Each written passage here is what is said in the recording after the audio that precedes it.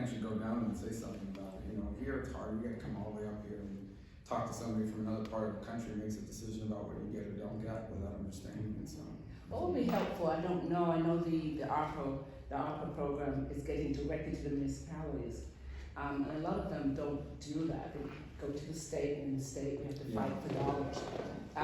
The infrastructure bill, that's going directly to the state too, correct? yeah, well, unfortunately, so what happens, the same thing that we did with COVID and all of it is, if you start adding up every municipality in the country, it's so many, it's hundreds and hundreds, but that's the part about implementing is having, you can break it out by state based on population. Yeah. When it gets down to the city and county level, it gets a lot harder, right? Because there's just so many of them, it's impossible to write it in.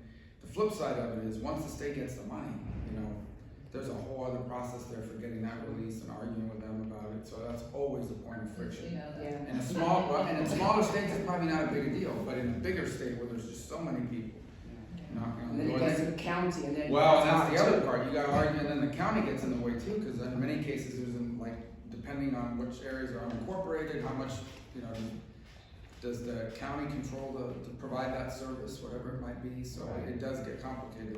There's no easy way to, I mean, for this, yes, but there's no easy way to get money directly from the federal government down to the local level because of that challenge. I understand. So that's the hope of some of these grants will help close the loop on some of that. And I